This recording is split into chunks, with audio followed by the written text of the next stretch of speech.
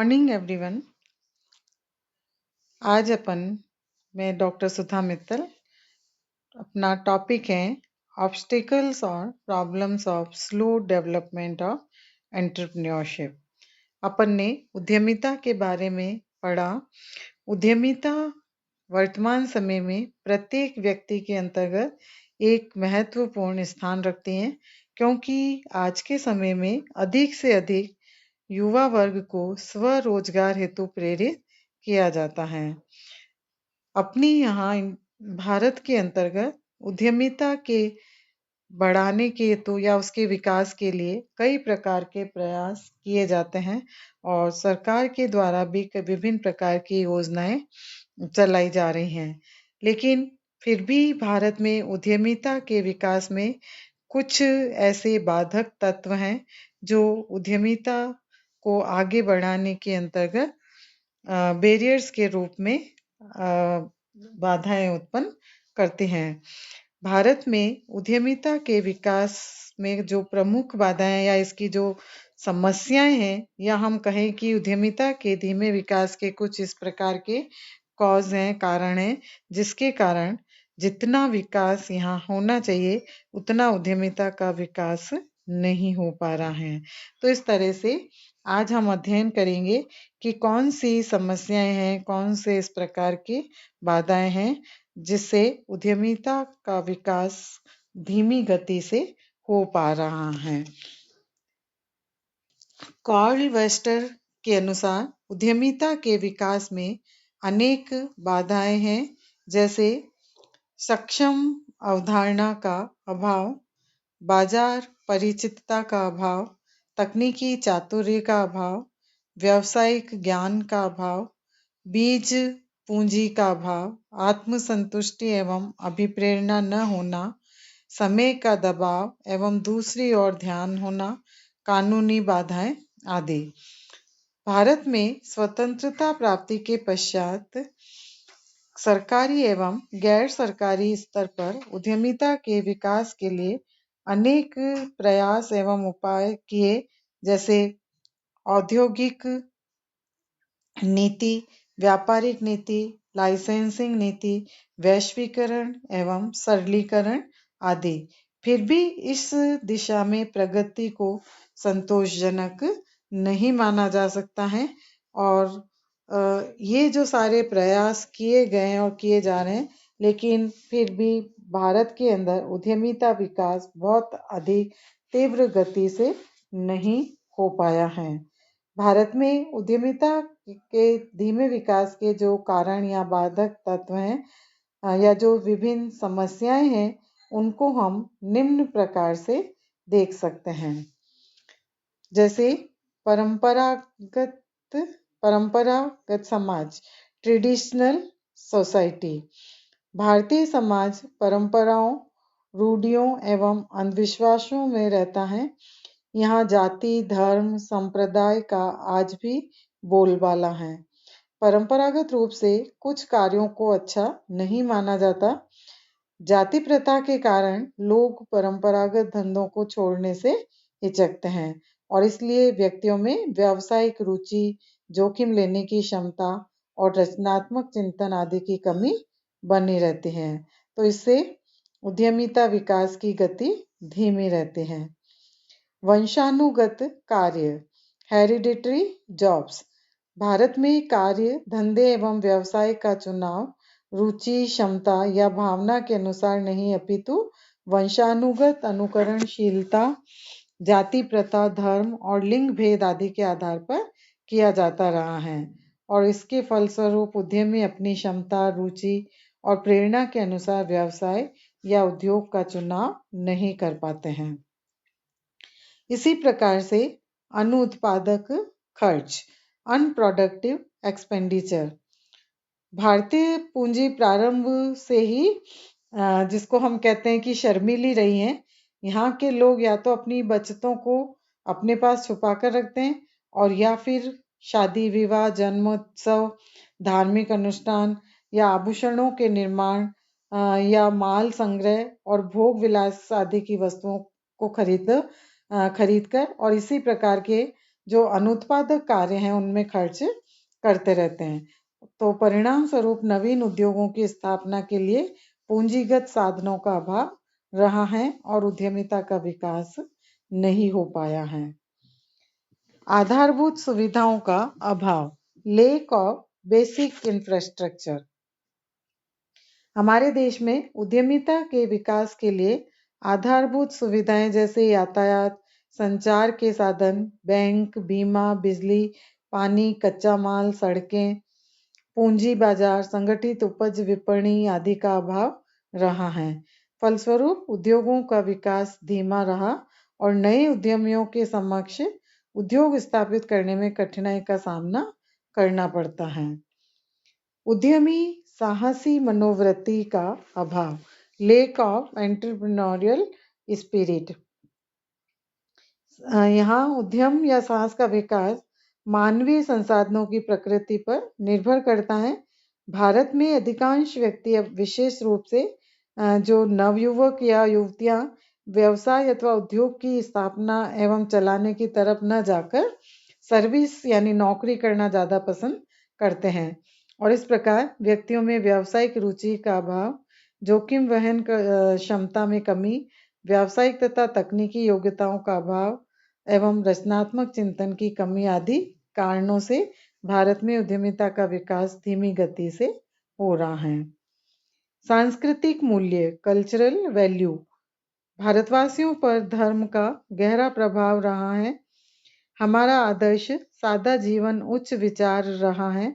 भारतीय संस्कृति में भौतिक लाभों, निजी संपत्ति, आर्थिक परिवर्तनों, निजी लाभों, आर्थिक कार्यों एवं उच्च जीवन स्तर आदि पर अधिक महत्व दिए जाने के कारण अनार्थिक संस्कृति उद्यमिता के विकास में बाधक सिद्ध हुई है।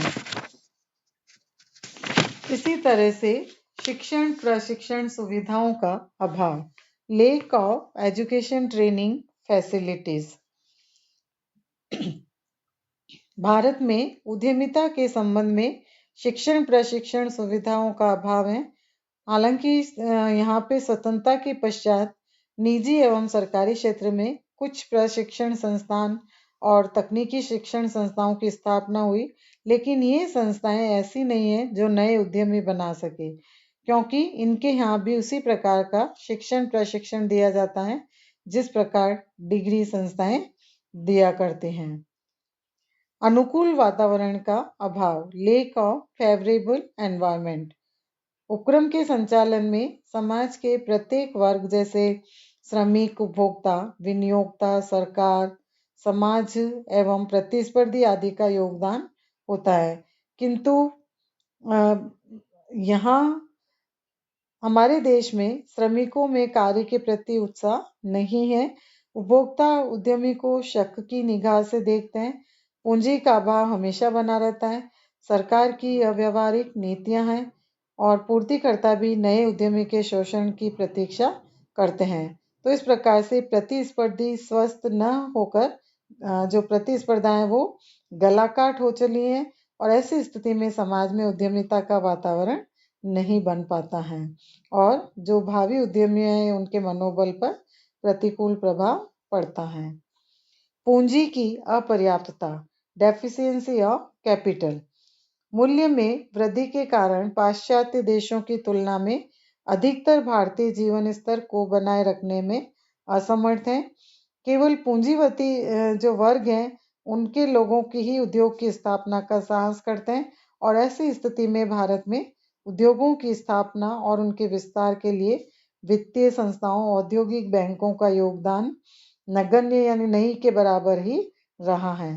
उद्योगों की स्थापना के लिए जो ऋण दिए जाते हैं उनकी शर्तें उदार नहीं होती हैं एवं ब्याज की दरें भी ऊंची होती हैं। अतः पुनर्भुगतान क्षमता के न्यून होने के कारण भी उद्यमिता का विकास धीमा हुआ है। सामाजिक एवं सांस्कृतिक कारक, social and cultural factors. Bharat में उद्यमिता के विकास में धीमी गति का एक कारण सामाजिक एवं सांस्कृतिक कारक भी हैं।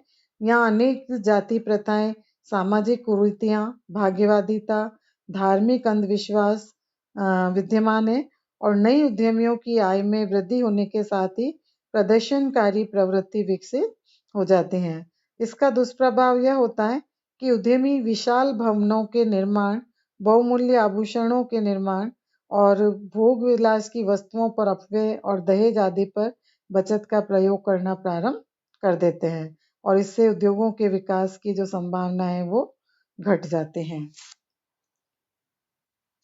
नवाचारों तथा परिवर्तनों के प्रति विरोध, resistance against innovations and changes. हमारे देश में परंपरागत विचारों की प्रधानता रही है।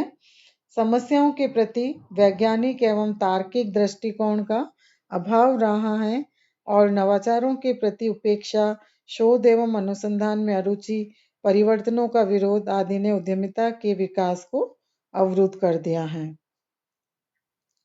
तकनीकी ढांचे का अभाव, लेक ऑफ टेक्नोस्ट्रक्चर। कंपनियों और सार्वजनिक उपक्रमों का कुशल संचालन करने के लिए पेशेवर प्रबंधकों, विशेषज्ञों एवं प्रशिक्षित कर्मचारियों की आवश्यकता होती है और इससे हमारे देश में इनका अभाव होने के कारण भी उद्यमी अपने बृहद व्यवसाय की जोखिम उठाने में आगे नहीं आ पाते हैं।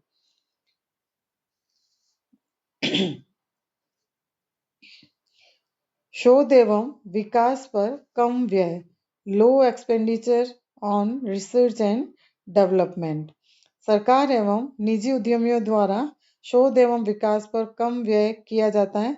उद्यमी शोध और अनुसंधान पर व्यय को अनावश्यक समझते हैं और इसके कारण नवकरण को प्रोत्साहन नहीं मिलता है। अपर्याप्त सरकारी सुविधाएं एवं प्रेरणाएं, insufficient government facilities and incentives. Bharat में पिछड़े क्षेत्रों में आधारभूत सुविधाओं का विकास नहीं हो पाया है। उद्योगों के विकास हेतु आवंटित भूमि, शक्ति के साधन एवं आधारभूत सुविधाओं आदि के लिए सरकारी प्रेरणाओं के अभाव से पिछड़े क्षेत्रों में उद्यमी उद्योग की स्थापना नहीं कर पाते हैं। नौकरशाही एवं लाल फीताशाही, ब्यूरोक्रेसी एंड रेड टेपिज्म।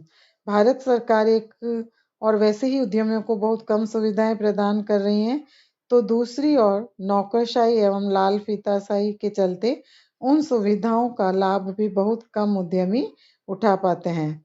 अनेक बार तो औपचारिकताओं के कारण इन सुविधाओं को प्राप्त करने के स्थान पर उद्यमी भाग खड़ा होता है, क्योंकि कार्यालय में कर्मचारी एवं अधिकारी व्यावहारिकता पर ध्यान नहीं देते हैं और पुरानी रूढ़िवादी कार्यशैली को अपनाए हुए हैं। इसी प्रकार से आर्थिक सत्ता का केंद्रीकरण, सेंट्रलाइजेशन ऑफ इकोनॉमिक पावर। देश में अधिकांश उद्योगों पर कुछ ही उद्योगपतियों के आधिपत्य होने के कारण छोटे उद्यमियों को आगे बढ़ने का अवसर नहीं मिल पाता है। बड़े उद्योगपति सरकारी नीतियों एवं नियमों को भी अपने पक्ष में करने में सफल हो जाते हैं, जिससे छोटे उद्यमियों को खतरा बना रहता है। तो ये बड़े उद्योगपति सरकार के समानांतर औद्योगिक शासन व्यवस्था चलाते हैं, जिससे सरकार भी देश का समुचित औद्योगिक विकास करने में असमर्थ रही हैं। अतः जो आर्थिक सत्ता का केंद्रीकरण है वो कुछ बड़े उद्योगपतियों के हाथों में होने से भारत में उद्यमिता का विकास धीमी गति से हुआ है। तो इस प्रकार से ये विभिन्न बाधाएं हैं जो उद्यमिता विकास के अंदर प्रतिरोध उत्पन्न करते हैं और इन समस्याओं के कारण यहाँ भारत के अंदर बहुत अधिक उद्यमिता विकास संभव नहीं हो पाया है।